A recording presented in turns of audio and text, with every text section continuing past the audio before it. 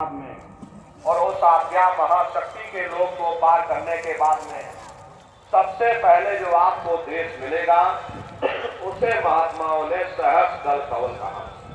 वहां के जो मालिक हैं वो निरंजन भगवान हैं। ये ब्रह्मा विष्णु महादेव ये निरंजन भगवान के पुत्र हैं और ये आद्या महाशक्ति ये निरंजन भगवान की अर्धांगिनी है। और निरंजन भगवान स्वयं तीनों लोकों के मालिक हैं। उन्हीं को त्रिलोकीनाथ कहा गया। हिंदू उन्हीं को परमात्मा कहते हैं, मुसलमान उन्हीं को खुदा कहते हैं, ईसाई उन्हीं को गॉड कहते हैं। प्रेमी भाई बहनों, ये घंटे और शंख की आवाज उन्हीं के मुखार बिंद से हो रही है। निरंजन भगवान का जो स्वरूप है वो ज्योति स्वरूप है। हजार बाती की अखंड ज्योति वहां पर बराबर जल रही।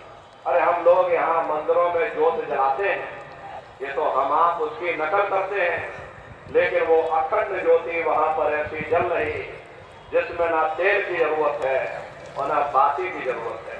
अरे महात्माओं ने लिखा है, उल्टा कुआ गगन में जिसमें जरे चिराग और जिसमें जरे चिराग, बिना रोगन बिन बाती और 6 ऋतु 12 मास जब रहे दिन राती। और सतगुर मिले जो होए ताहि की नजर में आवे, बिन सतगुर नहीं कोई वाह को दर्शावे। वो अखंड ज्योति ऐसी है जिससे पूरा ब्रह्मांड प्रकाशवान हो रहा है। जितनी भी अवतारी शक्तियां आई, भगवान राम आए, राम को वही प्रेमी भाई बहनों, इसीलिए उस देश को अयोध्या नगरी कह करके याद किया। गोस्वामी जी महाराज खत्म हो जाए 10 मिनट बैठा रहे तब निकले। कभी गोस्वामी जी महाराज ने भीड़ खत्म हो जाए तब रामचरित्र मानस में लिख 10 मिनट सब निकल जाएंगे। घंटा ही रुक गया। कौशलपुर गए हो, जब मैंने अपने बाहर की आंख बंद की, मेरी अंतर की आंख खुल गई और मैं क्या देख रहा हूँ, मैं कौशलपुर देश में पहुंच गया।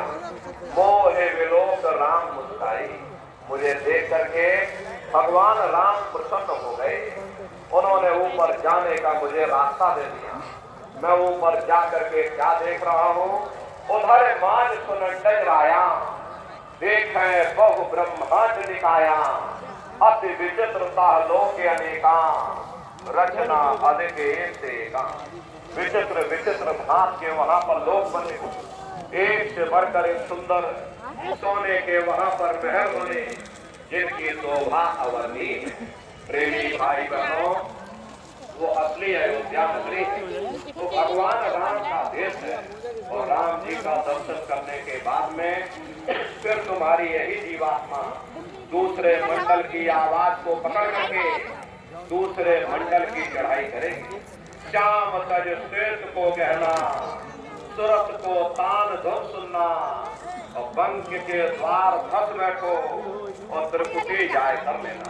उसी के ऊपर दूसरा देश आता है जिसे महात्माओं ने त्रिपुटी देश कहा। वहाँ के जो मालिक हैं वो ब्रह्म है। वहीं से मन और माया की उत्पत्ति हुई। वहीं से 3 गुण, रजोगुण, तमोगुण, सतोगुण, तीनों गुणों की उत्पत्ति वहीं से हुई। ये जो आपके वेद हैं, वेदों की भी उत्पत्ति उसी स्थान से हुई है। अरे महात्मा कहते हैं कि त्रिपुटी महल में विद्या सारा, घनहर गरजे बजे नगारा, लाल वरण सूरज उजियारा। वहाँ पर 2 धुने, बादलों की गर्जन, मृदंग की आवाज उस लोक में बराबर गूंजती रहती है। ब्रह्म का जो स्वरूप है लाल वरण सूरज उजियारा। ये सूरज कुछ नहीं है, ऐसे लाखों लाख सूर्य इकट्ठे करोगे तो वहां का एक सूर्य बनेगा। प्रेमी भाई बहनों, ब्रह्म का जो स्वरूप है वो सुबह के लाल सूर्य के समान है, इसीलिए वहां का पूरा ब्रह्मांड लाल है।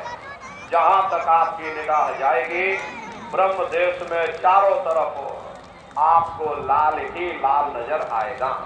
महात्मा जब साधना करके वहां पहुंचे, तभी महात्माओं ने लिख दिया, लाली मेरे लाल की जित देखो त लाल, लाली देखन में गई, मैं भी हो गई लाल। तो पूरा ब्रह्मांड लाल है। जितने साधक वहां पहुंच जाते हैं उन सभी को योगेश्वर कहा जाता है।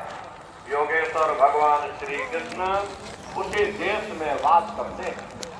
ये जो ब्रह्म देश है वो श्री कृष्ण भगवान का ही देश है और श्री कृष्ण भगवान वहीं